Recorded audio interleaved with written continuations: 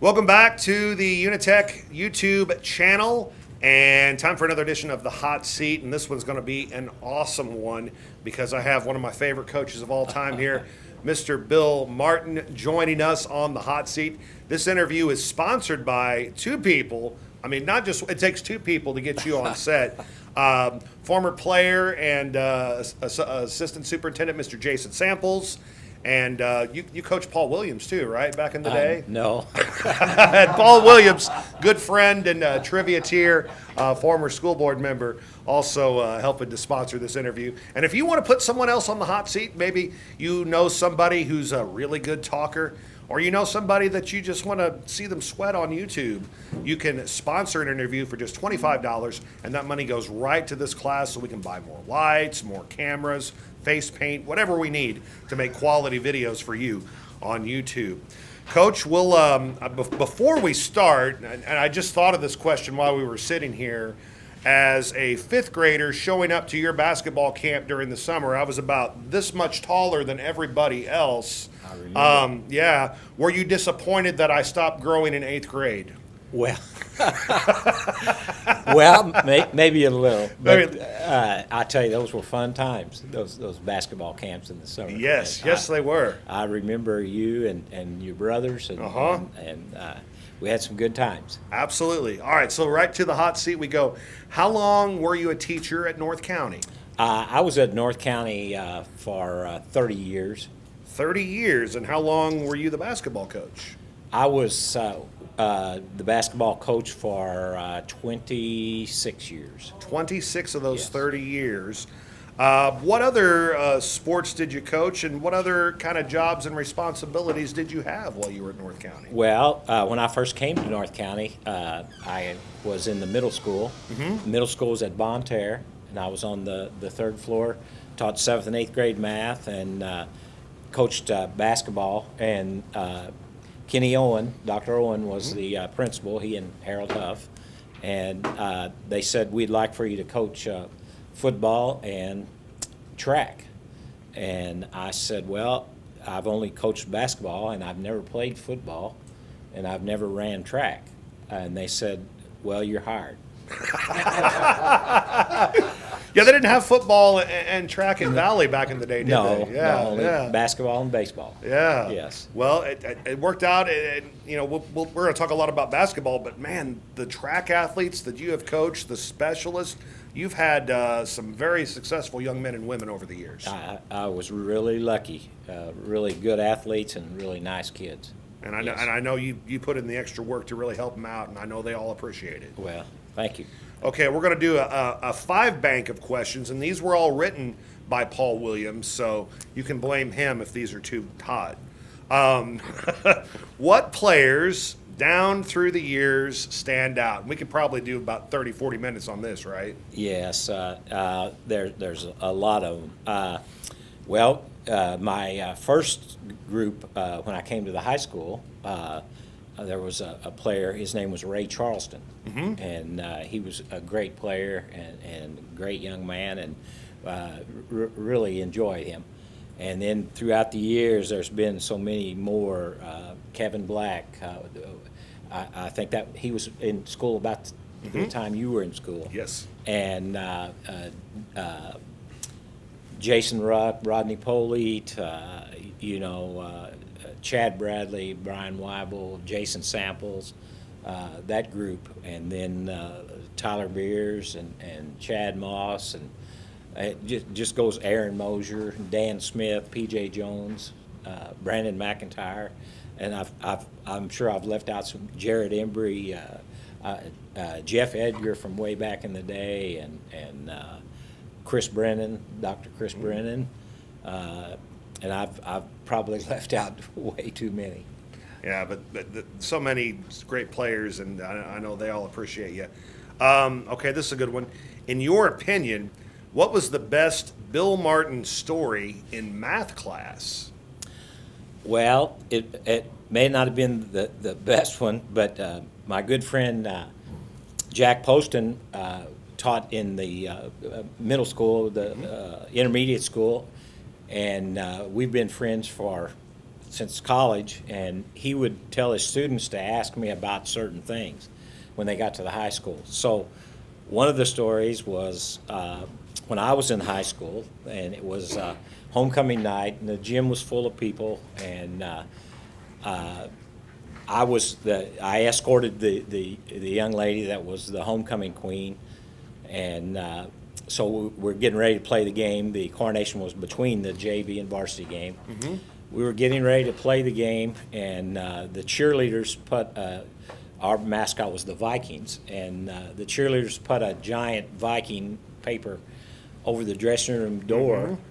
The only problem was it had a border around it made out of wood, even on the bottom, which I didn't see, and come running out with the basketball and jumped through there, and got my foot caught on the bottom of the board, and I was going down as I came through there, and one of my good friends on the basketball team ran over me and launched me to about the free throw line, and I face planted on the free throw line, and then a bunch of then all the other players ran over me, so I had footprints all over my uniform.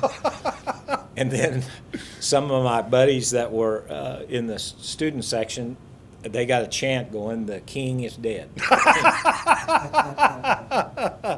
How was the queen? Was she unscathed? The queen was fine. She was up on the stage. Okay, well, good. So I actually was considering my dad's truck was parked right out in the parking lot right outside the dressing room. So my first thought was to crawl back to the dressing room and put my clothes on and go out the window and go home.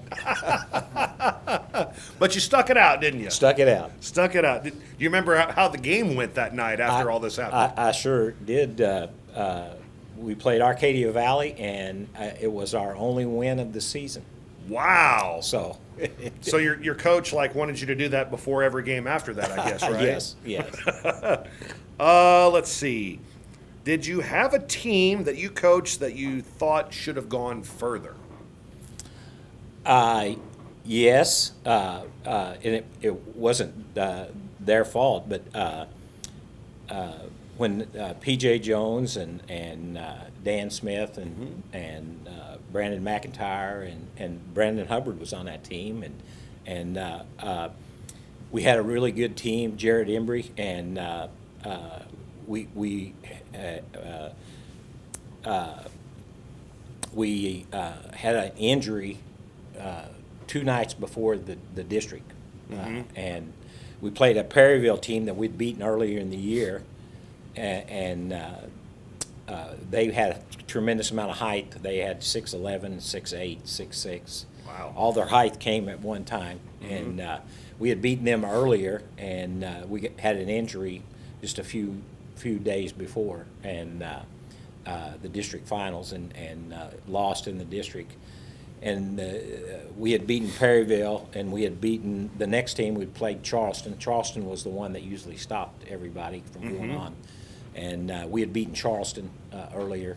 Wow. And then the next game would have been against Sullivan, who we thought we had a really good chance to beat to go to the Final Four. But yes, that was probably the one team. But that was the team. Yes. One injury. Here's 2 more from Paul Williams. What was your most embarrassing moment as a coach? Most embarrassing moment as a coach? Yeah? Well, my most embarrassing moment probably happened when my first 4 years I taught and coached at Lesterville, Missouri. Mm-hmm. And we were fortunate enough to go to the Final Four, and we were playing in Columbia at the Hearn Center, and as I walked out, my zipper broke. Like your fly? Yes. Oh, no. So I told the assistant, and it's game time. This is when we were coming out. We had already warmed up and went back in, and then we were coming out to start the game. Yeah? And I told the assistant coach to to walk in front of me, as close to me as he could. Right. And then when we got to the bench, I asked the manager to get me a towel, so I coached with a towel. Huh. Very good. But you made it through the whole game with Made it no through. fly. Yes. That's awesome. Last question from Paul. How did you feel when you were inducted into the Missouri Hall of Fame? Oh, I felt a lot of gratitude for because I knew I wouldn't have been there without all the players that I had and the assistant coaches like Coach Samples over here and Bob Rickus and Collier and Chad Bradley and all Rich Smith and all. They did such a great job of getting the players ready to go before they got to me, and I just felt gratitude and just really knew that I wouldn't have been there. I wish all of those folks could have. It may be my picture up there, but it's their names and faces that did it. So. And like you were all friends with all these people too. How much fun was it doing it with your friends like Bob, like Rich, and everybody? Oh, it was great fun. When you look back, all winning the games and winning the trophies and all that's fun. But the friends you make and whether it's players or coaches or teachers along the way is much more important than any of those wins. Did you ever break any opposing school's property during a halftime speech? Yes, I did. I'm ashamed to say. But nothing really valuable, right? I mean, No, just the glass out of the door. Okay. I actually, we had not played well. It was in the district championship game. It had not played well the first half, and I shut the door a little bit too hard. Yeah. I think just a little bit. maybe that glass in the door was already broken and it just happened to fall Yeah. out. But I believe that. Yes, I did. Now, after that happened, did you continue the path that you were going to take with the speech, or did you just kind of turn around and say, these guys will figure it out? No, I think I continued to take Did the you? path. Oh, okay. I best I remember, I think I may have asked Coach Samples or if he would help clean it up. Give me a former player or a former student, not necessarily like your best athlete, but someone you're really proud of, someone that's really made themselves into quality adults. Oh, that would be many. Aaron Mosher is a good example of that. He's really athletic, though, too. But Yes. yeah, you're right. Yes. And I tell you another young man that was part of our program that we just had the best time with was Roy Henson. Oh, yeah. Roy, Hard to not have fun with Roy. That's exactly right. And but there's been many that have gone on and been very successful in everyday life. But Aaron Mosher was real special. Because of his athletic talent, and he went on and to the University of Miami and is just as humble today as he was, when he played. Name some teachers who you really enjoyed working with.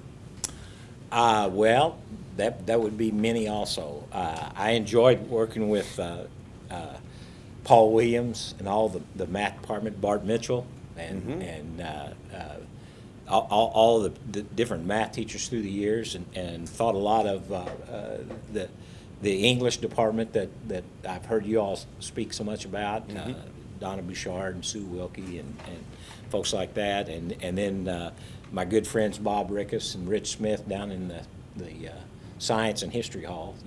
There's been a lot of them. Coach Haug, and just really enjoyed. Good group. What are your thoughts on the 2020-21 boys basketball team right now? They're doing some special things. Yes, they are. With all the COVID and everything, tonight will be the first basketball game I will see. this Wow. year on in person. I've watched them on film a lot, and they a special group. They play hard. I talked with Jimmy, Coach Palmer, through email, and I was telling him that I was so proud of those guys because of the way they worked hard and played defense, and just from a distance looking in, they all worked for each other, and I tell you, North County's got to be really proud of those guys. A special group, you can just tell. Absolutely. Favorite sports movie? Hoosiers. Hoosiers. Boy, hard to beat. Yeah. Hard to Yes. beat. Who would play you in a movie? Well, I kind of anticipated this question. So I came up with Gene Hackman. Gene Hackman. Nice. Because he was pretty intense, and Yeah. I was too intense, you know. But my wife said Tom Cruise, but I don't think that's a good comparison. You're a little taller than he is. Yes. A little bit. Favorite place to eat in St. Francis County? Well, I really enjoy eating at Hub's Pub, and I enjoy eating at 12 West. Okay. Who is your all-time favorite professional athlete? Probably in baseball, probably Mickey Mantle. Mickey Mantle. Well, let's go through the major four. Who's your all-time favorite football player then? All-time favorite football player. Just because he was so tough, probably Jim Brown. Okay. All-time favorite basketball player? Michael Jordan. And Larry Bird. And Larry Bird. I had to throw Larry in there. And then all-time favorite hockey player? Probably just because he was so good, Wayne Gretzky. Can't go wrong there. Do you have a talent that our audience may not know about? Well, I do a little woodworking, but not real talented at it. Okay. But that's a hobby, and it definitely isn't singing. Okay.